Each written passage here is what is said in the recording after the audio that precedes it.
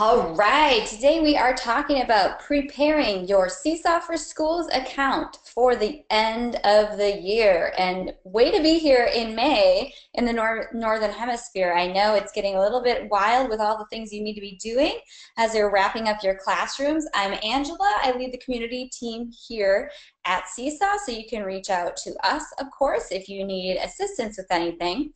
But let's get started right away because we only have 10 minutes together. So I just want to remind you again, this webinar is specific for Seesaw for Schools teachers. And basically, if you're thinking to yourself, how do I know if I'm using Seesaw for Schools? All you'll need to do when you're signed in as a teacher is first tap your profile icon in the upper left, tap the gear icon, and then go into your account settings. When you get into account settings, under school information, you should see the name of your school. And under Seesaw Plus, it will say Manage Subscription. Now, when you click on Manage Subscription, you should go into a window that looks like it does here on the right, where it says Subscription Status, Seesaw for Schools. So that means, yes, you are in fact Seesaw for Schools teachers. If you are using free Seesaw, it's going to look kind of like what it looks like on the bottom here. If you go into your account settings, you might have your school listed there, but under Seesaw Plus, it could say Try Seesaw, or if you are using Seesaw Plus, when you go to Manage Subscription, it will say how many days you have left. So we're just getting everybody on the right track here. The other thing to note, if you are someone that moved from free Seesaw to Seesaw for Schools, you are going to want to make sure you are actually connected to your school. So while we're in account settings here, make sure under school information you have your school added. And if you don't, you just click on that box and add your school. The other thing that you want to check is that your students have ID numbers attached to their account. Now, this is mostly in place if you are using Seesaw for Schools, but again, if you move from free Seesaw to Seesaw for Schools, these are just a couple things you want to check on before you leave your account for the year. So in order to check on this, you would tap your profile icon in the upper left, scroll down to Manage Class, then tap Manage Students. Now this is kind of what it looks like here in this image. You will see under the student's name probably their email address if they're connected that way, but also a student ID number that is unique to that specific student.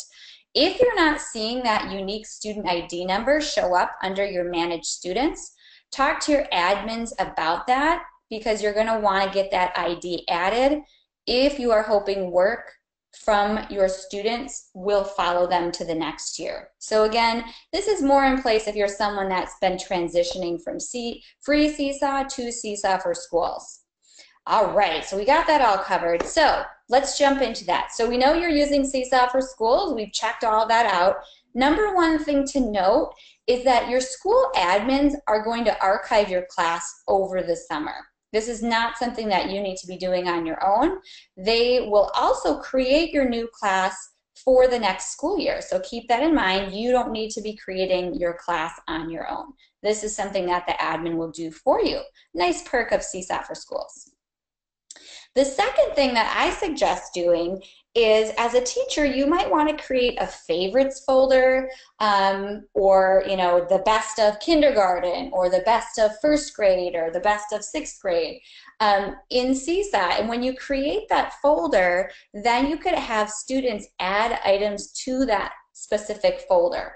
So I'm suggesting this specifically if you're using Seesaw for Schools because it's going to be a great way for that teacher next year when they look at the historical data that comes to them, they'll have this nice folder that they can just pop right into to see kind of those highlights from that previous grade level. You'll also notice when I name this folder, I put a little period at the beginning of the name. That actually brings it to the top of my folder list. So when students, if you're going to do this with your students, maybe you select the 10 items that you want them to add in there. Maybe you just have students select.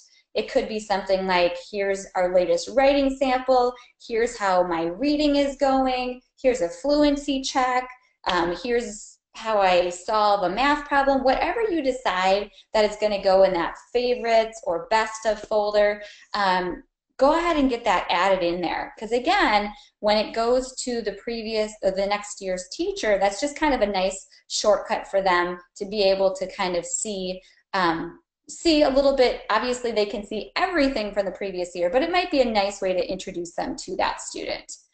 The third thing that I'm going to suggest or let you know about, because you're using Seesaw for Schools, if you have students that are changing schools, meaning changing schools, either they're moving out of your district or maybe they are moving to a school within your district that isn't yet using Seesaw for Schools, you're going to want to let families know that they can download all of their child's work for free from the archived class. So this article, when you can view the slides, has a link to show families how to do that.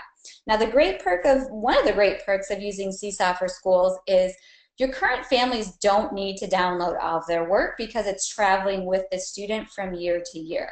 So this is really only pertains to if students are actually leaving your Seesaw for Schools school and not going back into another school using Seesaw for Schools within your same district.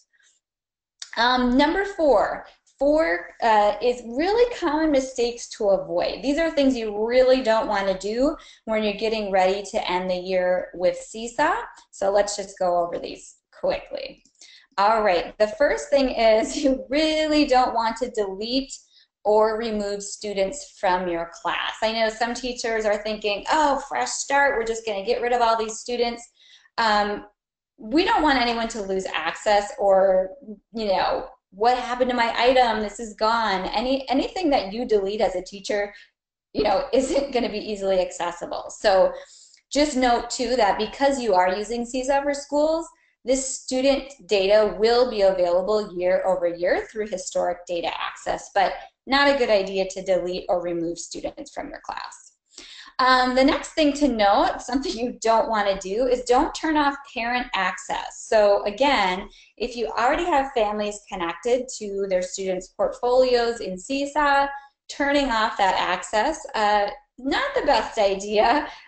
They do have unlimited access to the archived content as long as they are associated with your school, but it's not something we want to kind of take away their access to if you turn that off for them.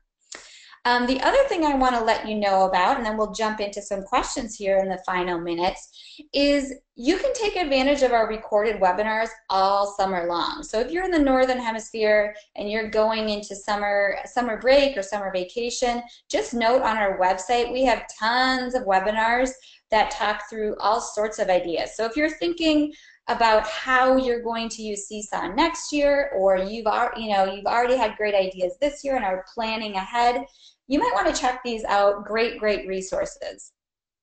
So we're going to take a couple moments to answer your questions. So I'm going to check into our question box right now. This is your time to type the questions in live and we will answer them. So let's take a peek.